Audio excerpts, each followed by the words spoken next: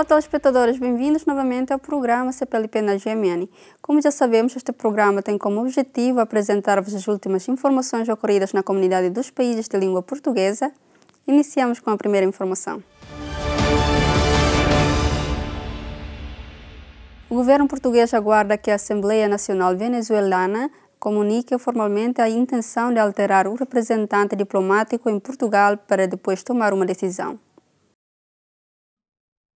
A crise política na Venezuela agravou-se em 23 de janeiro, quando o líder da Assembleia Nacional, Juan Guaidó, se autoproclamou presidente da República interino e declarou que assumia os poderes executivos de Nicolás Maduro. Em conferência de imprensa no final da reunião do Conselho de Ministros, o ministro dos Negócios Estrangeiros, Santos Silva, recordou a posição de Portugal face à crise política na Venezuela. Segundo o governante, Portugal reconhece o presidente da Assembleia Nacional Venezuelana como presidente interino. O Ministério dos Negócios Estrangeiros tomou conhecimento, por notícias que foram públicas, de uma decisão por parte da Assembleia Nacional de designação de enviados a diferentes países, entre os quais Portugal.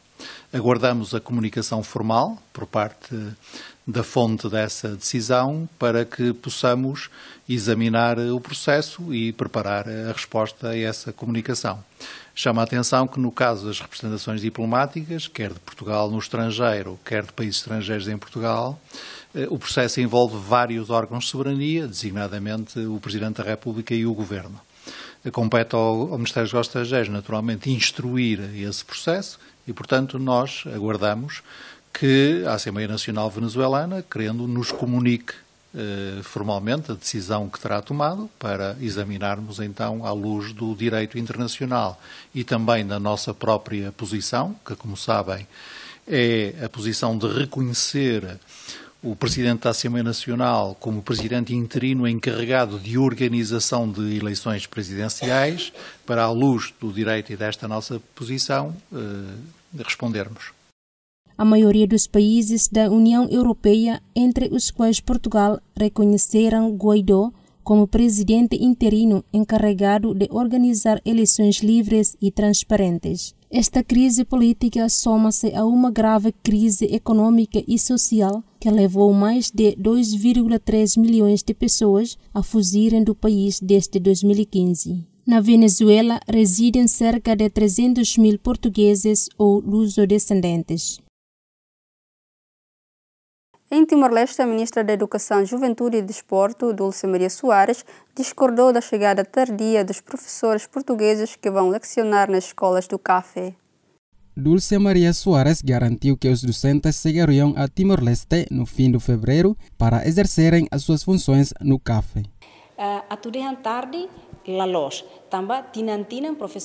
Dizer que a vinda dos professores é tarde, mas não é correto.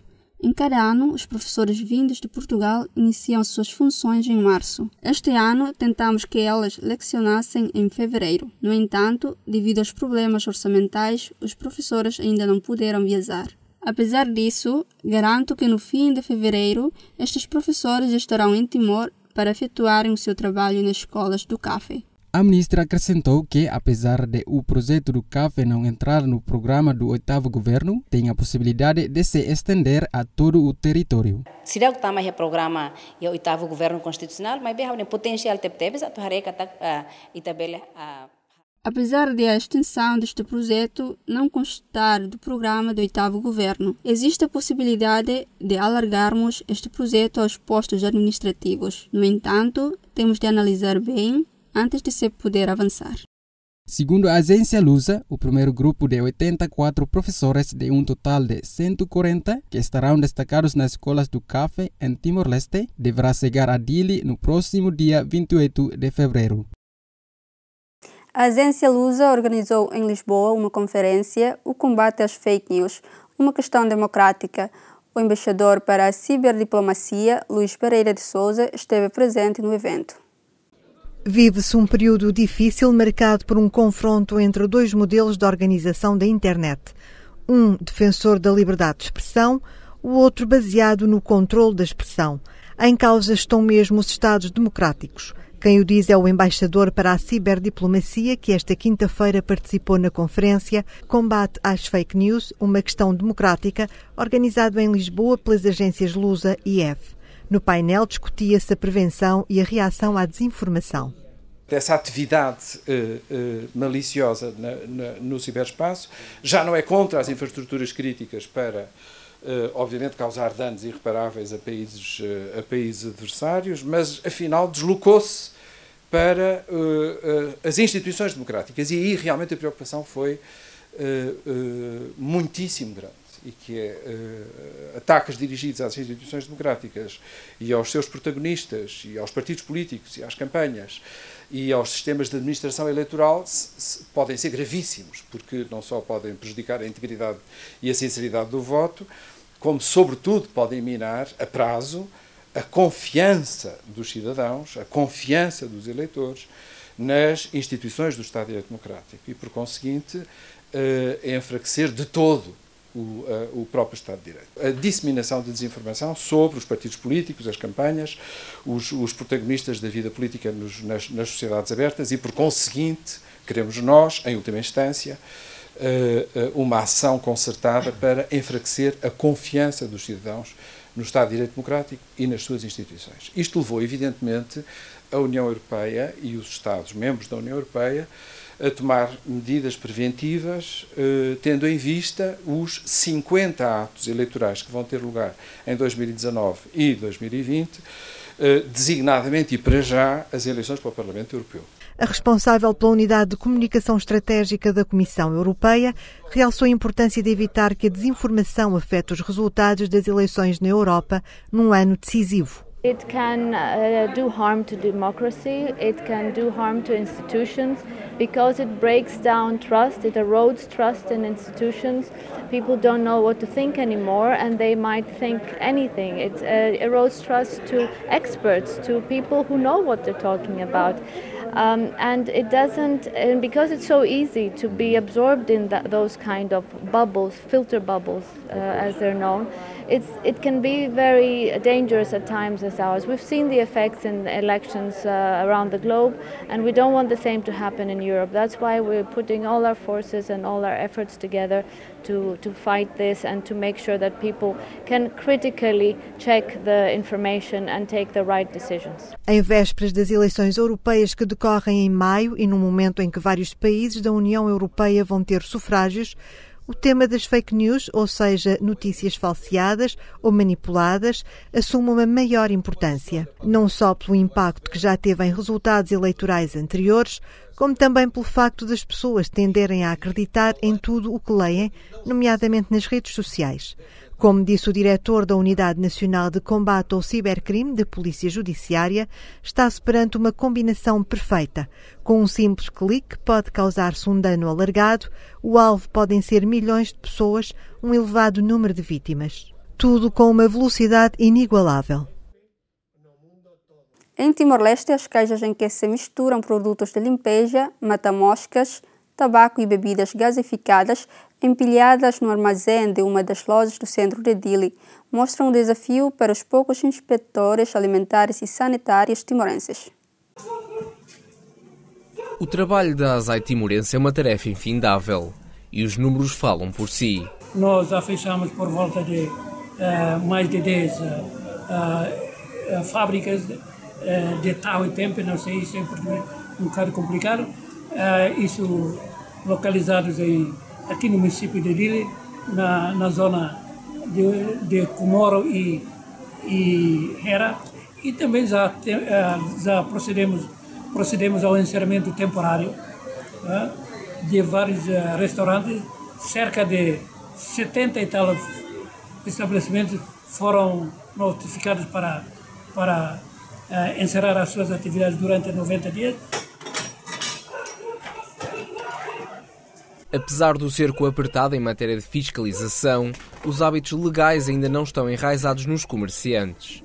As lojas e os supermercados abrem do dia para a noite. A papelada fica para depois. Conseguimos cobrar, através da Coimbra para a Receita do Estado, $127.500. Eles iniciam a atividade algumas vezes sem esperar pela licença de funcionamento, e de vez em quando tem produtos já estragados, continuam a vender, de vez em quando eles depositam produtos assim alimentares nos armazéns. A falta de pessoal é apontada como o maior problema. Infelizmente, desde o início até agora, nós só temos por volta de 12 inspetores. É por isso que já em março, com a promulgação do Orçamento Geral do Estado, nós já temos, portanto, oportunidade para contratar mais funcionários novos, por volta de 30 a 50 funcionários. Só para inspetores, vamos pelo menos contratar mais 20 inspetores. O número de inspectores vai aumentar e o mesmo se espera que aconteça com o número de estabelecimentos a cumprir as regras. O Conselho de Ministros de Portugal aprovou um conjunto de medidas direcionadas para a ciência, desde uma nova Lei da Ciência à regulamentação do ensino superior à distância. Os diplomas aprovados pretendem reforçar a capacidade científica e tecnológica nacional e promover a qualificação da população portuguesa.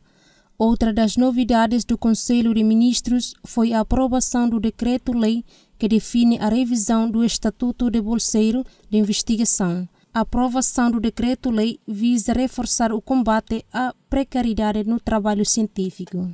O pacote hoje aprovado em torno da ciência vem prosseguir o trabalho que temos vindo a fazer e é, sobretudo, importante naquilo que foi a consagração do desígnio que estava inscrito no programa do Governo para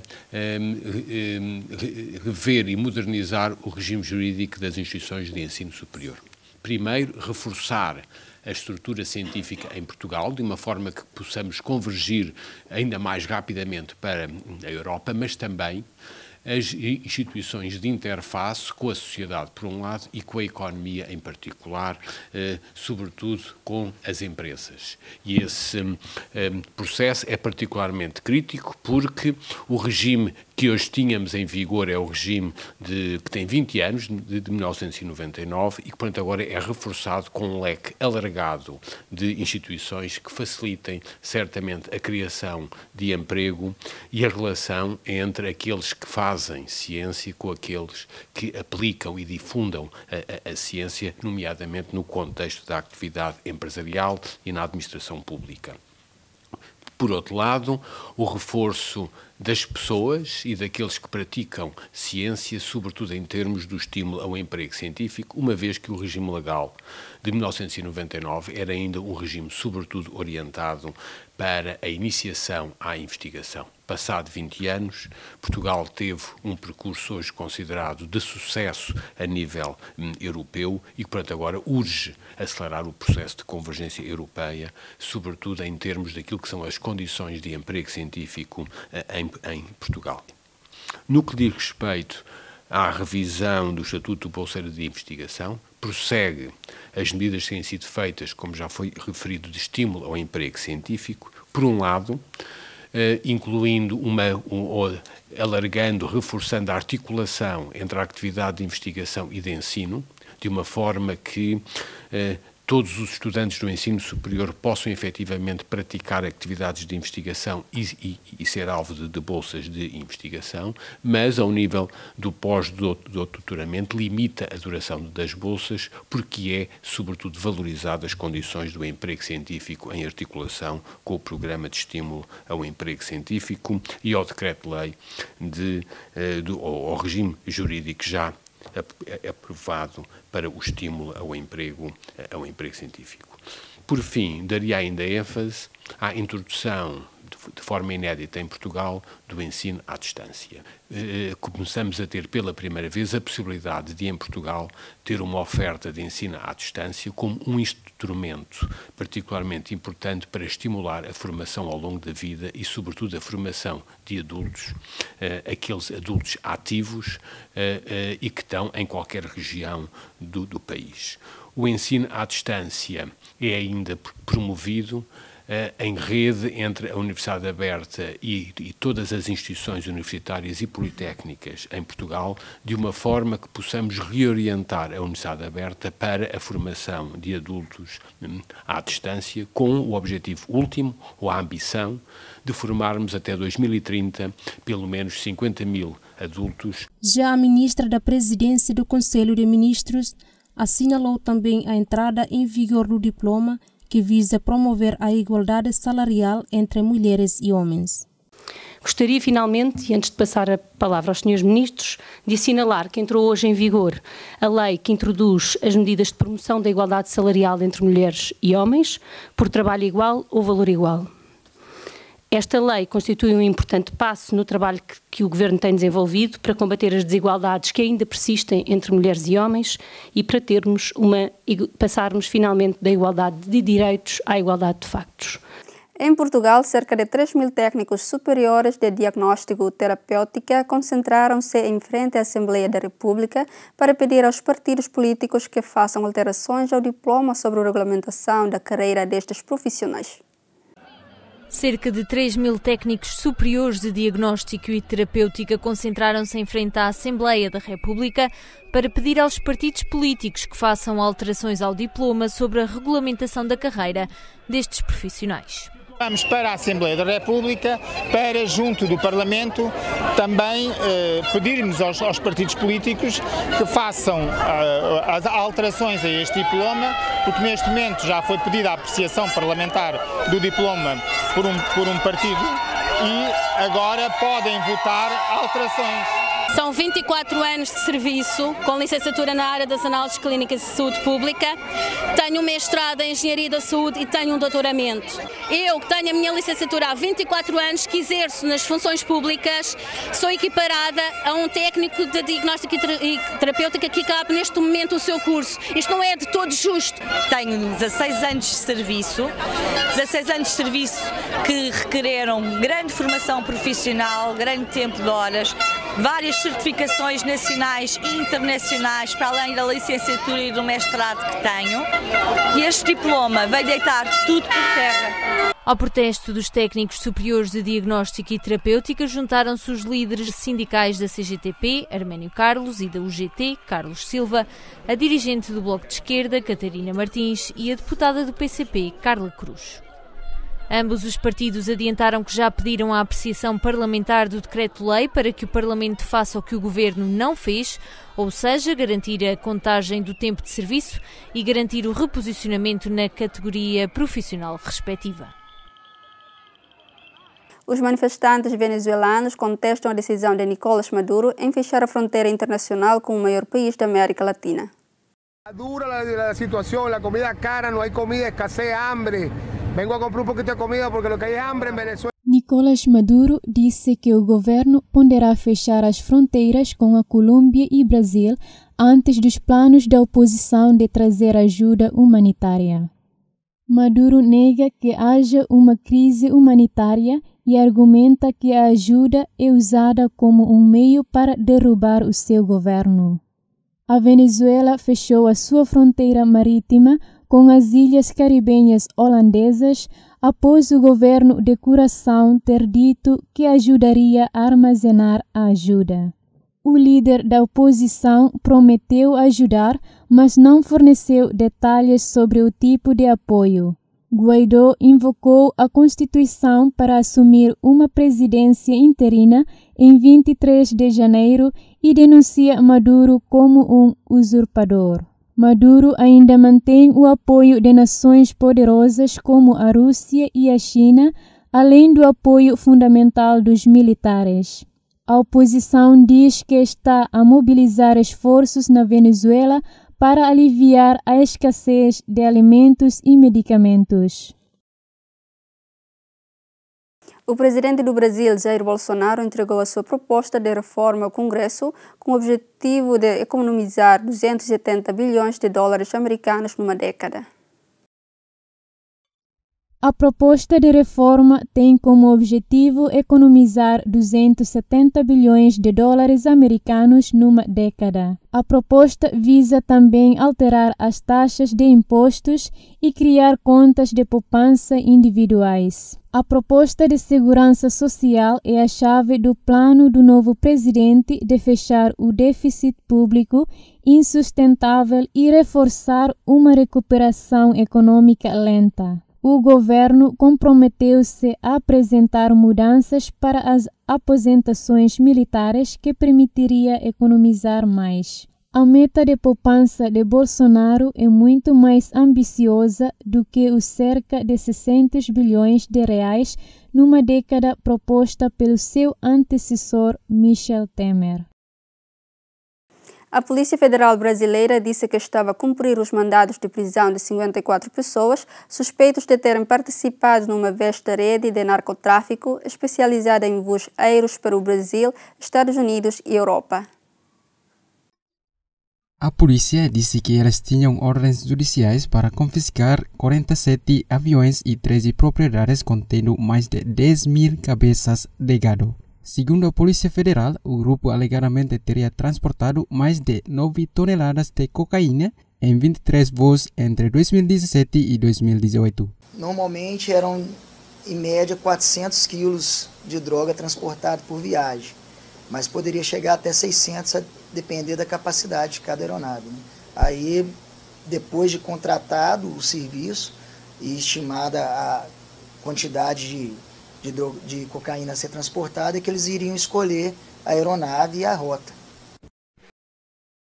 O Conselho de Ministros de Portugal aprovou também a proposta de lei que vai apresentar à Assembleia da República, prevendo medidas de proteção aos cidadãos britânicos caso o Reino Unido formalize a saída da União Europeia sem acordo. O diploma contém uma cláusula de suspensão caso o tratamento equivalente não se verifique, disse o ministro dos Negócios Estrangeiros, Augusto Santos Silva. Quanto aos direitos dos cidadãos portugueses no Reino Unido, Santos Silva garantiu que iria dar proteção aos cidadãos portugueses após o Reino Unido sair da União Europeia. De acordo com Santos Silva, as pequenas e médias empresas portuguesas receberão um apoio financeiro através da linha de crédito de 50 milhões de euros para fazer face às consequências do Brexit. A presente proposta de lei condensa as medidas ao nível nacional que nós tomamos para garantir os direitos dos cidadãos britânicos que se encontrem a residir em Portugal no dia 29 de março próximo, isto é, no dia do Brexit. Direitos em toda a sua extensão. O direito de residência, da parte daqueles que residam em Portugal há 5 anos ou mais, o direito a ter a residência permanente logo que esse prazo de 5 anos se tenha verificado para aqueles que estão a residir em Portugal há menos de 5 anos. Os estudantes britânicos residindo em Portugal têm todas as condições para terminar tranquilamente os seus ciclos de estudos. Também os direitos relativos à segurança social, portanto, à consideração para efeitos de formação da prestação social dos períodos de seguro vividos no Reino Unido, o direito ao exercício de atividades profissionais, quando essas atividades profissionais são reguladas e, portanto, exigem o reconhecimento da qualificação profissional, e também o direito ao acesso aos serviços de saúde. No que diz respeito à nossa segunda grande preocupação, que é a preocupação com o impacto económico do Brexit, o Conselho de Ministros aprovou hoje uma resolução que dá ao Sr. Ministro da Economia todos os poderes para organizar as medidas de apoio às empresas que também já foram objeto de comunicação pública. Entre elas, destacaria, em primeiro lugar, uma linha específica de 50 milhões de euros, montante que pode ser reforçado em função da procura.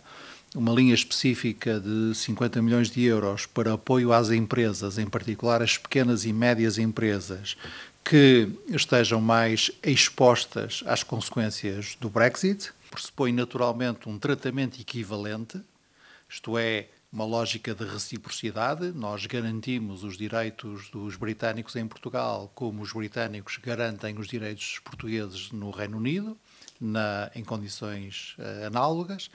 E terceiro, naturalmente, esta proposta de lei, a lei, uma vez aprovada, terá uma cláusula de suspensão, isto é, se verificar, coisa que nós não prevemos, mas se verificar a inexistência de tratamento equivalente, a lei fica suspensa. Nós ficaríamos muito satisfeitos se, tendo preparado esta proposta de lei, agora apresentando ao Parlamento, o Parlamento discutindo e aprovando-a, chegássemos à conclusão, daqui até o dia 29 de março, de que ela não era necessária, porque isso significaria que havia acordo e, portanto, que as coisas tinham corrido bem. A economista angolana Fátima Roque, ex-quadro da UNITA, afirmou que o presidente de Angola, João Lourenço, vai mudar o país, necessitando apenas de tempo para o fazer. Em entrevista à Lusa, Fátima Roque, uma das figuras mais influentes da UNITA, afirma acreditar no trabalho que está a ser feito por João Lourenço. Acredito que a liderança de João Lourenço vai, de facto, não tão rapidamente quanto nós gostaríamos, porque Roma e Pavia não se fizeram num dia, mas acredito que ele vai conseguir mudar muita coisa em Angola. Ele sabe o que quer, ele sabe como fazer, ainda não tem os meios, porque encontrou, infelizmente, os cofres vazios,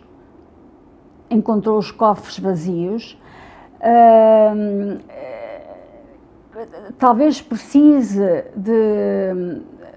de mais capital humano, mas ele vai conseguir fazer, ele vai mudar Angola. Deem-lhe tempo, talvez não numa legislatura, em duas, deem-lhe tempo, mas João Lourenço vai mudar Angola. O presidente da República Angolana ocupa o cargo desde 2017.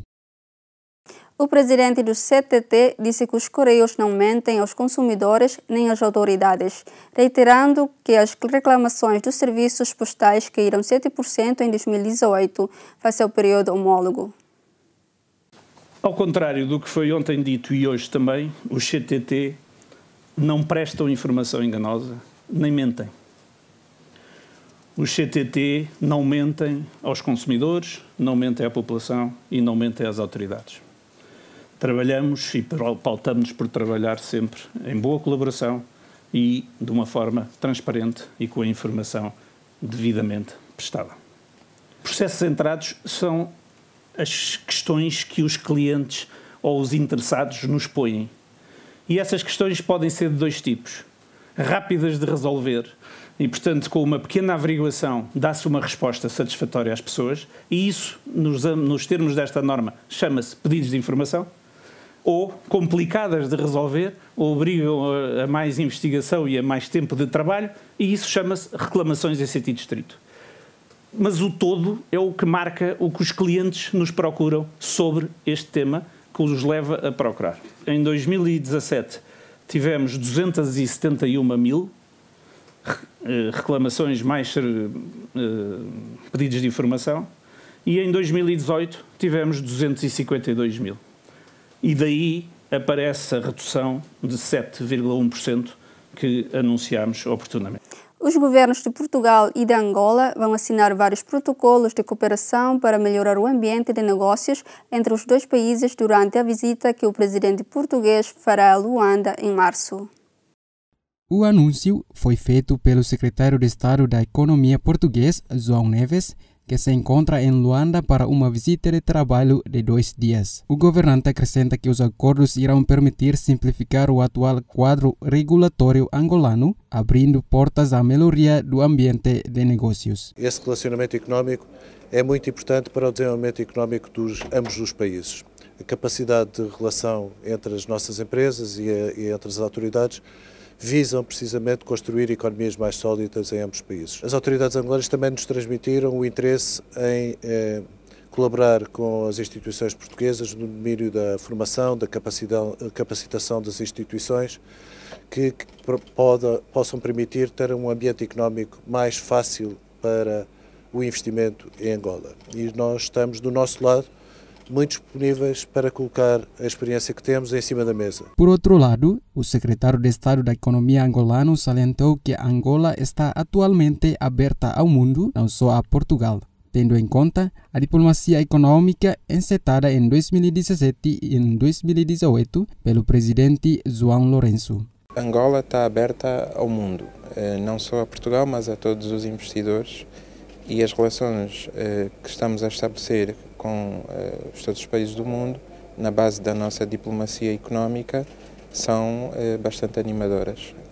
Em relação a Portugal em concreto, a visita de Sua Excelência o Presidente da República a Portugal relançou essas relações e temos agora, portanto, a perspectiva de receber Sua Excelência o Presidente da República Portuguesa. Portanto, podemos dizer que, do plano político-diplomático, as coisas correm muito bem. Nós estamos a experimentar um crescimento, uma procura de várias nacionalidades para Angola. Não há qualquer compressão de intenções. Nós fizemos uma reforma que retirou portanto, algum obstáculo que existia, nomeadamente ao limite do investimento, nomeadamente a necessidade de se fazer parceria com algum empresário local, e estamos a modernizar ainda mais as nossas instituições para prestar serviços públicos mais céleres. Em muito pouco tempo, Angola está a concretizar bastantes ideias, bastantes intenções de investimento. Pensamos que as reformas que estão a ser implementadas mudam completamente a perspectiva daquilo que disse. Angola é um país de oportunidades. O presidente do Sindicato Democrático dos Enfermeiros de Portugal atirou para o governo a responsabilidade de decidir quando terminará a greve de fome que o sindicalista iniciou contra a forma como a tutela tem lidado com a greve cirúrgica. Quando vai terminar a greve de fome que iniciou esta quarta-feira, só o governo sabe. É assim que o presidente do Sindicato Democrático dos Enfermeiros de Portugal coloca as coisas depois de chegar ao jardim junto ao Palácio de Belém, em Lisboa. A decisão de iniciar uma greve de fome surgiu contra a forma como o Ministério da Saúde tem lidado com a greve cirúrgica. Ela vai se iniciar agora, a greve de fome, e não sei quando é que vai parar, isso já não vai depender de mim, essa decisão não é minha. Vai ser o governo que vai ter que decidir se quer ver os enfermeiros, e neste caso eu que os represento, morrer de fome, ou se quer de facto negociar com os enfermeiros, que é isso que nós pretendemos. Sendo aqui a residência oficial do Sr. Presidente da República, alguém que nós consideramos e respeitamos muito, é o mais alto magistrado da nação, e entendemos que o Sr. Presidente da República deverá ter uma palavra a dizer sobre aquilo que é a luta dos enfermeiros, uma luta justa, digna e que tem sido de tal forma combatida pelo Governo de formas ilegítimas e até, digamos que, pouco claras, no sentido de manipular aquilo que tem sido a opinião pública em relação àquilo que tem sido esta greve. O que nós pretendemos é manter o diálogo e a negociação, e foi isso que nos foi barrado. Nós sempre estivemos disponíveis para dialogar e para negociar, e aquilo que se diz em público é falso. Os enfermeiros não querem tudo, os enfermeiros querem alguma coisa, e estamos sempre disponíveis para negociar. Portanto, se houver essa, digamos, decisão da parte do Governo para voltar a reiniciar as negociações, com certeza que eu vou suspender a minha greve de fome, e porque o que eu pretendo é negociar em nome do Sindipor e dos enfermeiros. O que posso garantir é que os enfermeiros são cidadãos cumpridores, muito respeitadores das leis e das regras democráticas. Os enfermeiros dão muito a este país e são o suporte do Serviço Nacional de Saúde. Isso significa que vão respeitar aquilo que foram as ordens superiores, por muito injustas que sejam. O sindicalista recordou que o Sindepor disponibilizou aos enfermeiros uma minuta para declararem que comparecem aos locais de trabalho por terem sido coagidos, uma vez que a greve não foi suspensa, mas foi considerada ilícita pela Procuradoria-Geral da República, o que implica a marcação de faltas injustificadas. Em Portugal, os dirigentes sindicais e Comissão de Trabalhadores do SBSI, SAMS, Sul e Ilhas pediram ao primeiro-ministro que interceda no conflito laboral com a direção do sindicato e que impeça a retirada de direitos laborais. Os dirigentes sindicais e a Comissão de Trabalhadores do Sindicato dos Bancários do Sul e Ilhas querem que o primeiro-ministro impeça a retirada de direitos laborais. O pedido foi feito através de uma carta entregue na residência oficial do chefe do governo. Viemos pedir ao Sr. Primeiro-Ministro e Secretário-Geral do Partido Socialista é que seja mediador numa situação de conflito em que o Presidente do Sindicato dos Bancários Sul e Ilhas, o Dr. Rui Riso, que também é deputado do Partido Socialista e membro da Comissão de Trabalho, tem sucessivamente interrompido os processos negociais dos trabalhadores ao serviço do Sindicato dos Bancários e do SAMS Sul e Ilhas, visando a caducidade das convenções coletivas. O dirigente sindical explicou que o SBSI pretende rever os direitos dos trabalhadores e aumentar o horário semanal de 35 para 40 horas ou o banco de horas até 60 horas por semana. O regime de trabalho nos bancários sul-ilhas e nos SAMs é de 35 horas semanais e esse é esse regime que pretendemos, até numa fase em que na administração pública já se retomaram e conquistaram as 35 horas para todos os trabalhadores da administração pública, o que faz sentido, e até na área da saúde, recomendações da Organização Mundial de Saúde é que se mantenham as 35 horas semanais. Logo, esse é um princípio fundamental. O outro tem a ver com uma série de direitos que foram garantidos pelas sucessivas direções do sindicato ao longo dos últimos anos, e só o Dr. Rui Riso, no primeiro e agora no segundo mandato, está a pôr em causa, alegando com competitividade com instituições privadas, em que, de facto, não há qualquer competitividade, porque tem benefícios fiscais em relação aos privados. O dedo é sempre apontado à mesma pessoa. Não há aqui qualquer competitividade, e esta competitividade só é alegada agora pelas direções do Dr. Rui Riso. Como Presidente da direção do sindicato, ele tem responsabilidades, e, no mínimo deveria responder aos pedidos de reunião dos sindicatos, porque foi iniciada uma denúncia das convenções coletivas em setembro de 2011, que foram interrompidas inexplicavelmente em outubro de 2013, e depois nunca mais o Dr. Rui Riso respondeu a qualquer ofício dos sindicatos ou da Comissão de Trabalhadores para reunir. O Sindicato dos Bancários do Sul e Ilhas detém a unidade hospitalar dos Serviços de Assistência Médico-Social Sul e Ilhas. Dos cerca de 1.400 trabalhadores do SBSI, a maior parte está afeta ao setor da saúde. Vale ainda recordar que, em novembro de 2018, houve uma greve dos trabalhadores do SAMS.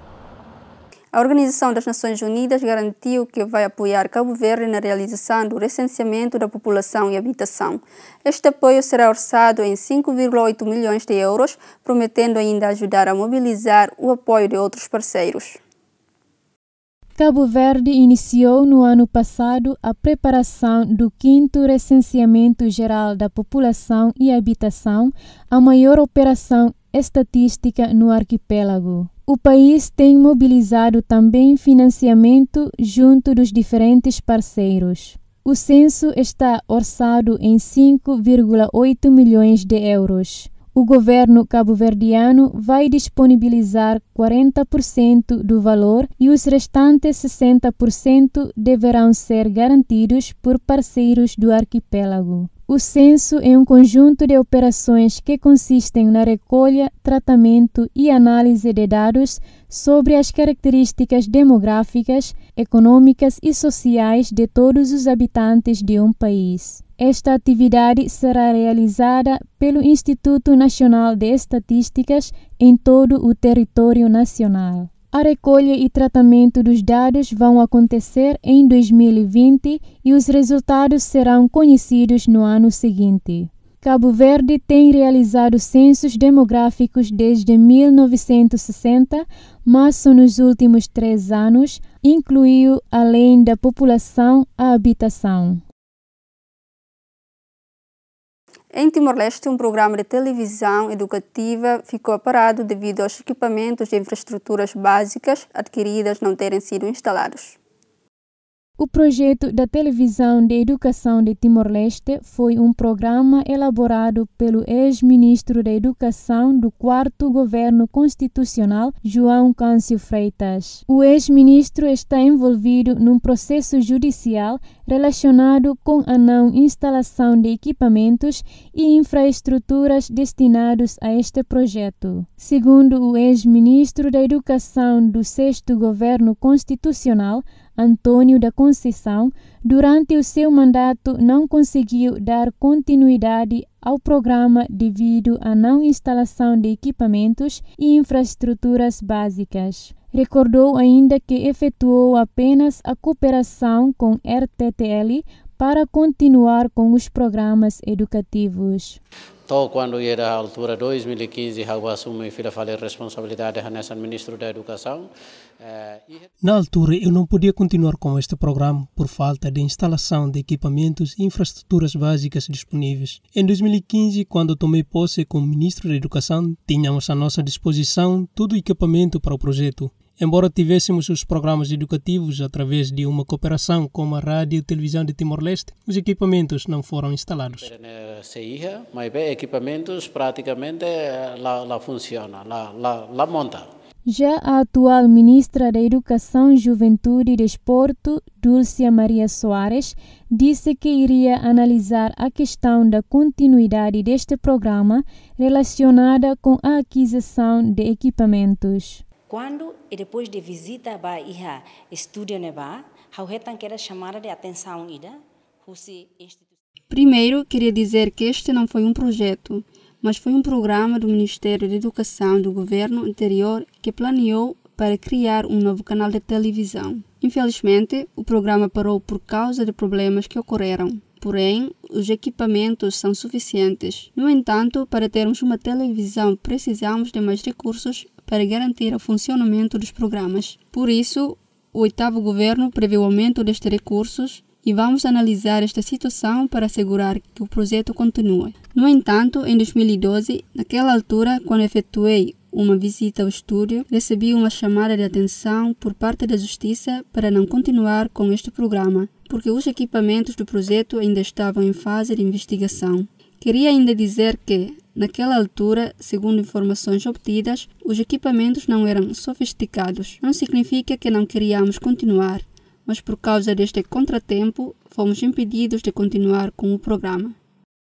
Lembrou ainda que em 2012, enquanto vice-ministra da Educação, foi alertada pela Justiça de que não poderia manter a continuidade do projeto.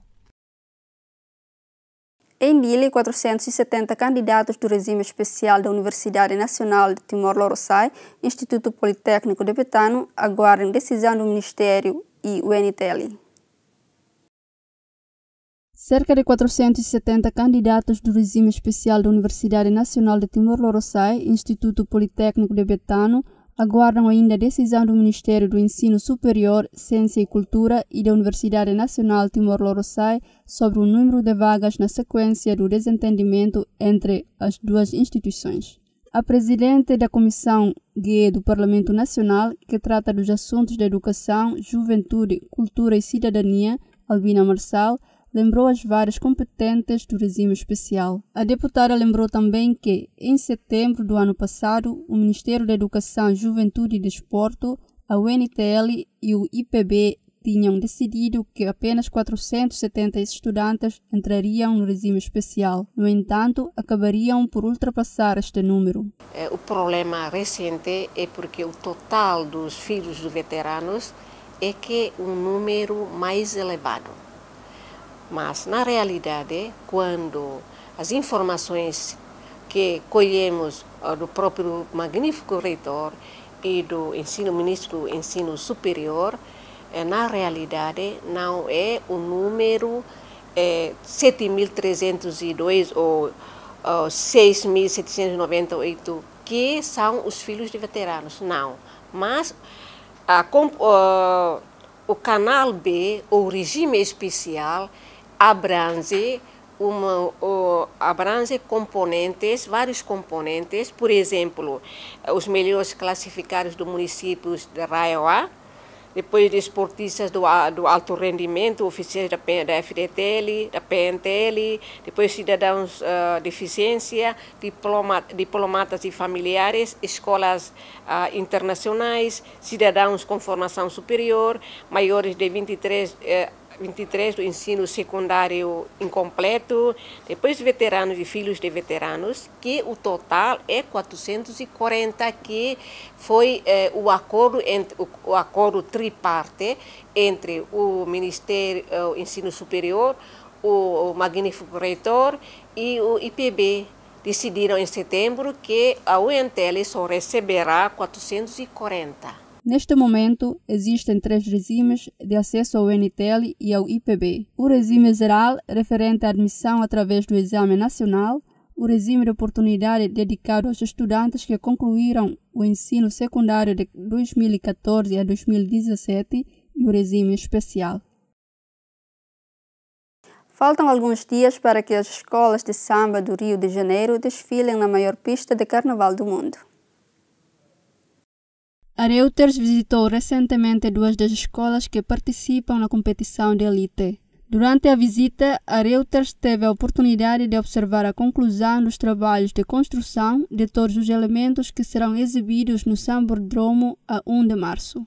O produtor de carnaval de São Clemente, Jorge Silveira, disse que a escola pretende recriar o cenário da década de 1990, que na altura o Brasil vivia numa agitação política. Em 2019, a São Clemente leva para a Avenida um enredo chamado E o Samba Sambô, que é uma reedição de um trabalho que a escola apresentou no seu carnaval de 1990. E naquela ocasião a escola fez um carnaval em tom profético, anunciando que as escolas de samba estavam passando por uma possível crise. Enquanto isso, Paulo Barros, o produtor de carnaval da Escola Unidos da Viradouro, referiu que o público assistirá ao desfile da sua escola com muito entusiasmo. Que a escola de samba sempre foi pautada naquela versão de passar na avenida para ser vista. Eu acho que tem que ir além disso. Eu acho que o formato tem que ser exatamente um espetáculo onde o povo participe de alguma forma. E a forma que eu achei mais interessante de levar esse espetáculo foi exatamente nessa pegada de surpresa, do ineditismo, de cenas, né, durante o desfile, que causem esses sentimentos variados dentro das pessoas que estão assistindo. Ambas as escolas disputam a coroa nos elites do grupo especial. Enquanto a Escola Viradouro desfila a 3 de março, São Clemente participará no dia 4 de março. O carnaval arranca no dia 1 de março e termina a 5 de março, na véspera da quarta-feira de cinzas. Foram as informações dadas nesta edição. Não se esqueçam de acompanhar o programa CPLP na GMN, às segundas e quintas, às 5 horas da tarde e repetição às terças e sextas, à mesma hora. Até a próxima!